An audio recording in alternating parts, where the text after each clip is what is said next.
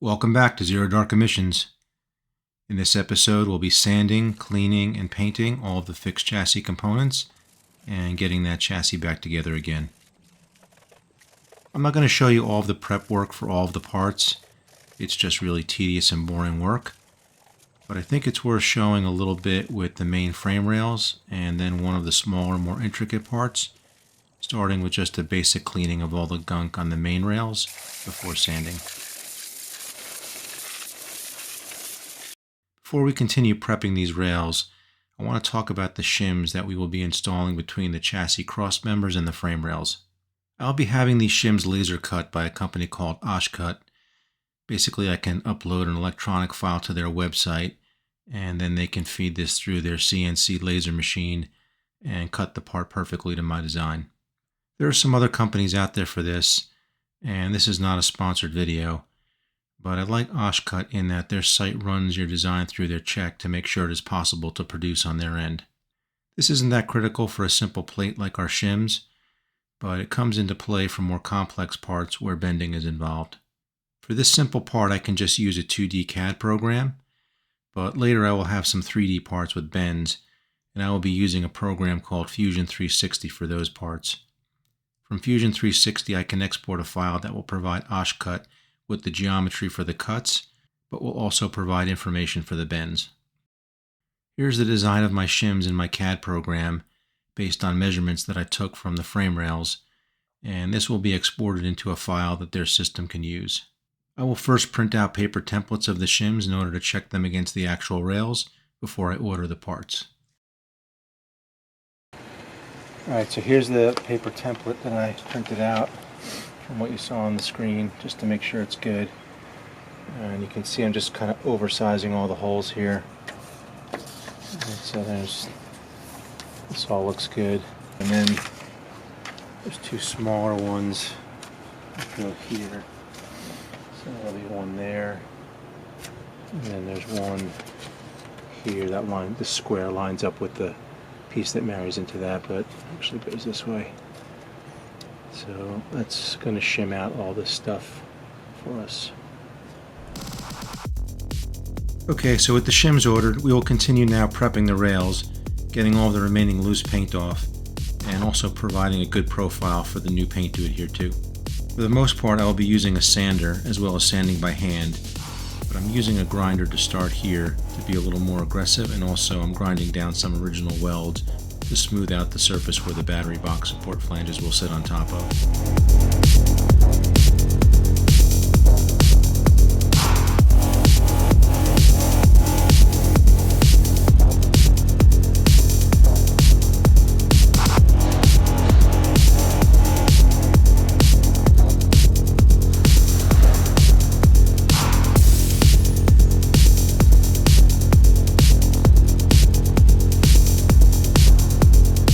Okay, so now here's one of the spring seats, one of the more intricate pieces.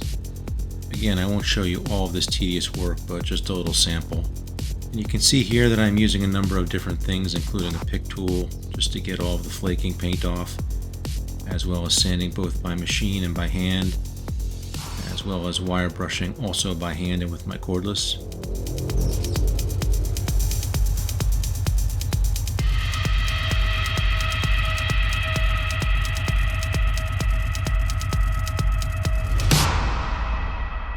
And here are all the basic chassis parts with the rough prep complete.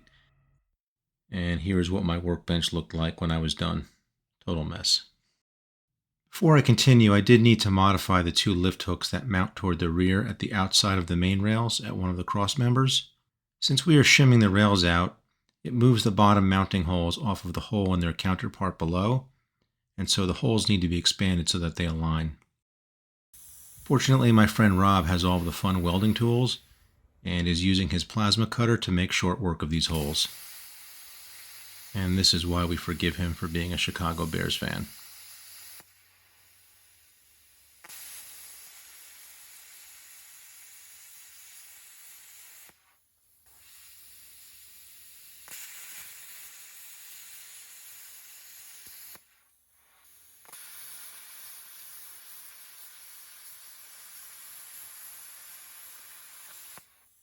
And here's the completed piece with the holes expanded, which we will clean up a little more back at the shop. Okay, so our plates arrived. Got a 1/4 inch plate, that's what we need to pack it out by. You can see it's been laser cut. All the holes are oversized, so I'm not fighting with those to get them in, but it's going to be on each side to get our 1/4 inch that we need. And then, there's the smaller ones that goes over here. You got one here. And there's another member that kind of comes in at an angle here. That's this one here. That square matches the footprint of the piece that comes in. And those are our 3 plates to get the 1/4 inch.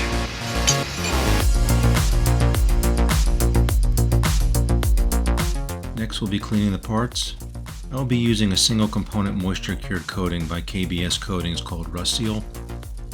This is part of a system of products that include a cleaner, which is what I'm using here, as well as a product called Rust Blast, which more aggressively removes remaining rust and also leaves a slightly etched surface with a zinc phosphate coating where we have bare metal that promotes bonding of the Rust Seal coating. I'll loosely refer to the Rust Seal coating as the primer, which will then be top coated with KBS Top Coat. I prefer a satin finish for the chassis, and that is what I will be using. Here's the Rust Blast, applied with a spray bottle and then scoured with a scouring pad, and then thoroughly rinsed with water.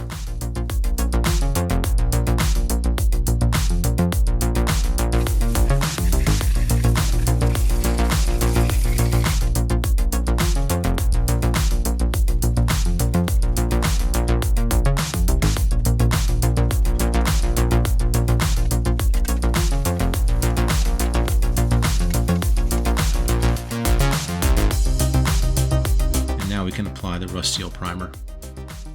Again, this is being applied to all of the surfaces of all the disassembled parts to completely protect them.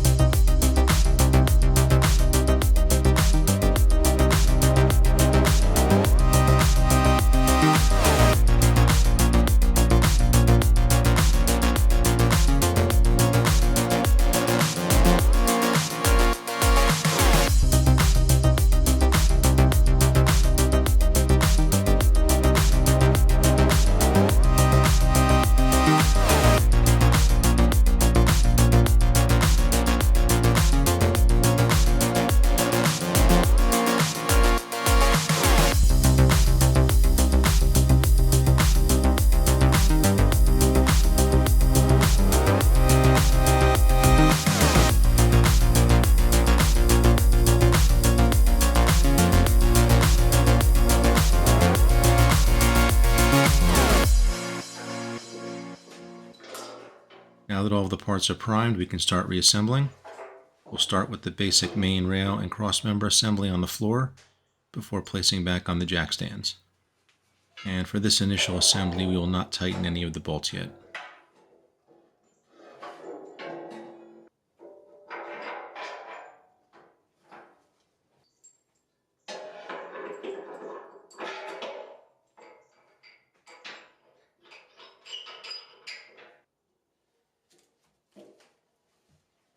Come to you.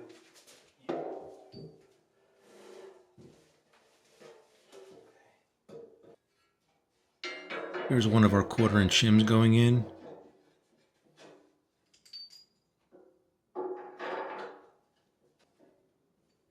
And I'm also temporarily placing a bolt further down the main rail just to keep the shim more or less aligned for now. Here's one of the rear 2 hook pieces with the expanded holes going in.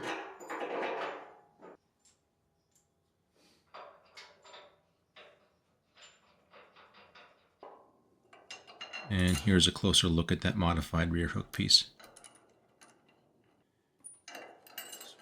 You can see that all of the bolts and some other miscellaneous small pieces are not primed.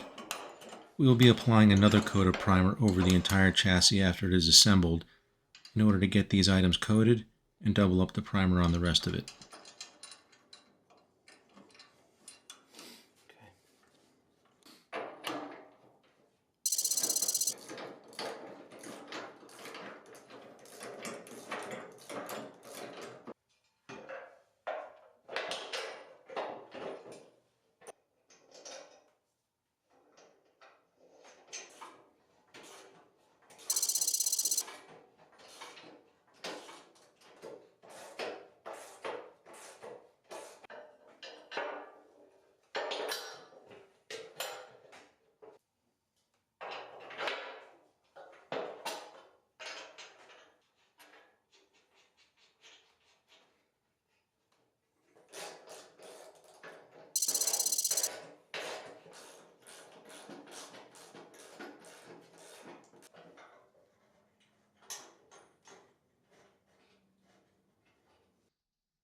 Okay, now we can lift this back up onto the jack stands.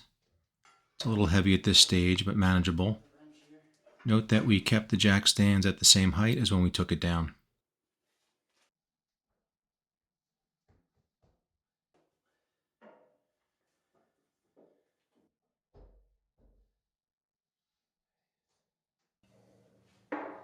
And now we can continue getting some more pieces back on. This is the front passenger side body mount.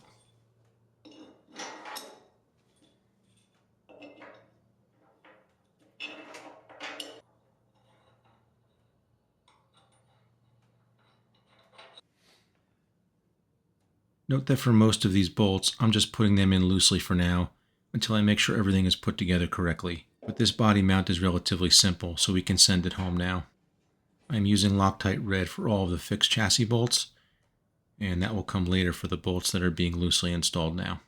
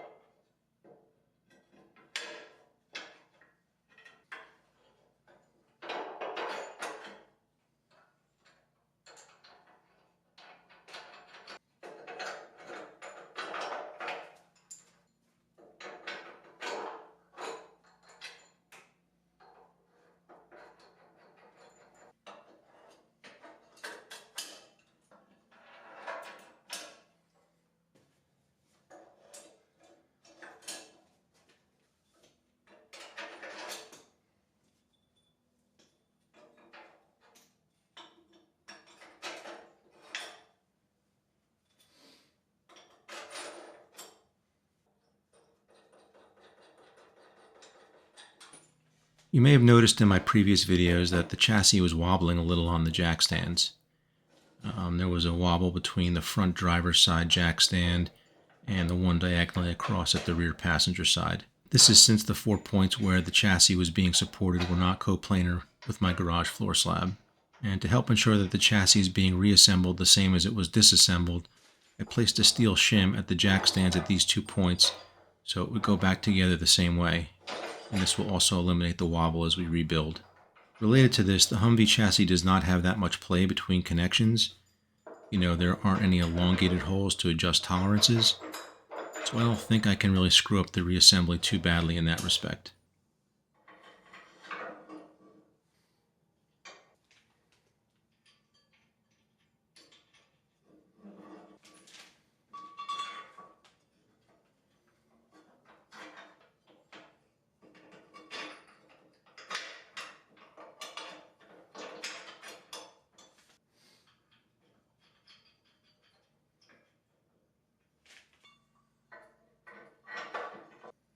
Here's one of the new smaller shims.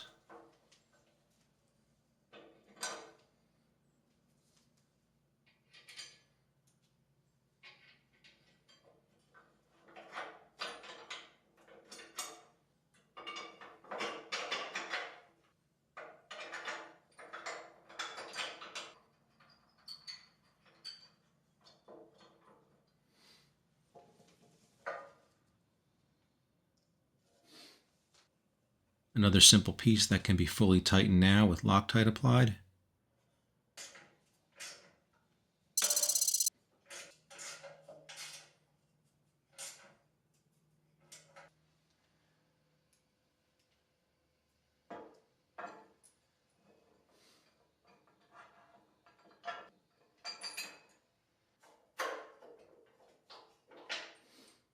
Another quick glimpse at one of the smaller 1/4-inch shims.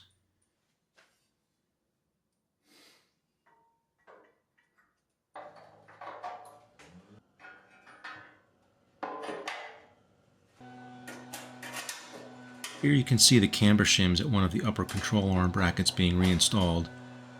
And actually I removed these again until it was time to tighten the bolts, otherwise they just fall out.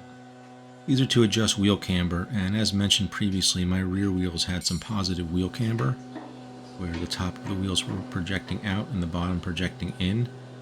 So I am removing some of the shims at the rear only in order to hopefully correct this.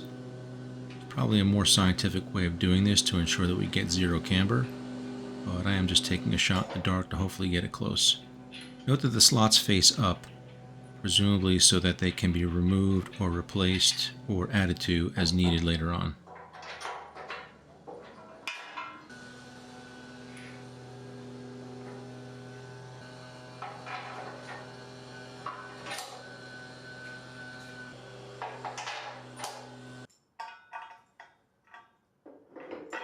The direction of the bolts is somewhat important here, particularly at the control arm brackets, so that the control arm brackets don't conflict on the outside and other stuff doesn't conflict at the inside.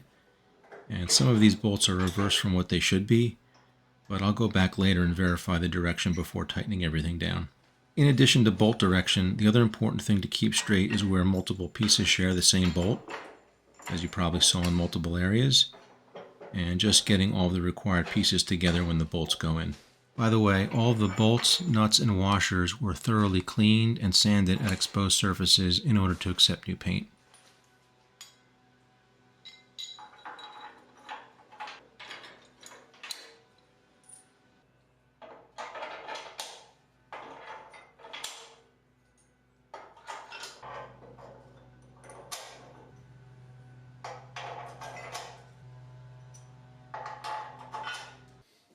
Now that I have everything loosely assembled, I can go back and re-loosen the bolts in order to place the Loctite on the threads and fully tighten.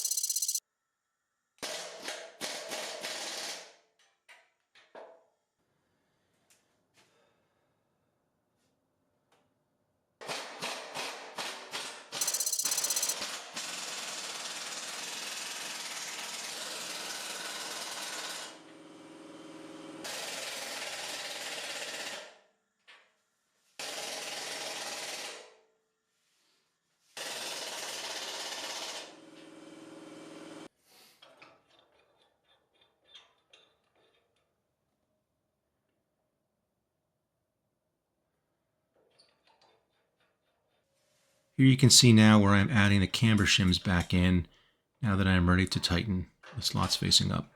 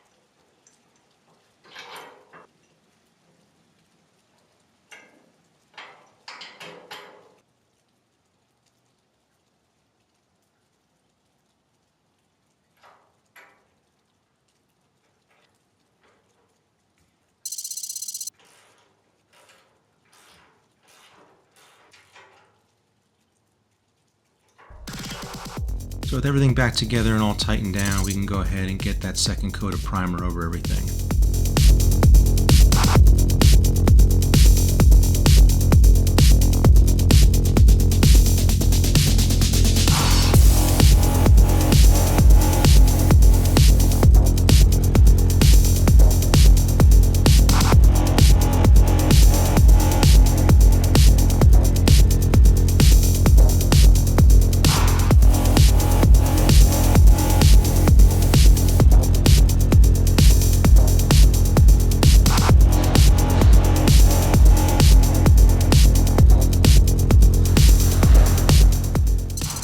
terms of the KBS products, I was pretty happy with the way that these coatings laid down, although I did notice that the flatteners in the Rust Seal for the satin sheen seemed to settle out in the pot pretty easily, and I ended up with some shinier areas. Not sure if this was just my batch or if that is a common thing for this product.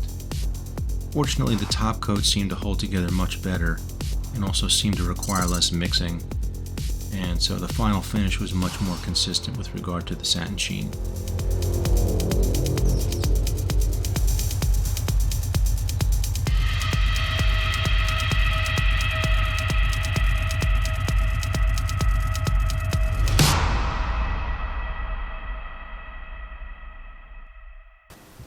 So I'll show you where we ended up with the getting the spacing right on the frame rails. You can see here, this is the plate that I showed you previously. This is the 1/4" plate that's on both sides. That's the main one that separates the connection between the main frame rail and the cross members. But then you also have a plate down in here to push this out, right? Because this whole thing is also pushed out, and then one here as well. Obviously this is on both sides. And so what that does, if you come over here, so before, you remember, we were about 1/8 of an inch short in the back, and now we're right on the 28" mark, which is our bare minimum. And if I move up toward the front, let's see, we're actually over 28 now because it pushed out a little bit, which is great, which just gives us more room. So we're all good. Okay, so that's it for now. Next time we will be getting all of the remaining components for the rolling chassis cleaned up and prepped and painted and ready to reinstall on the vehicle. See you next time.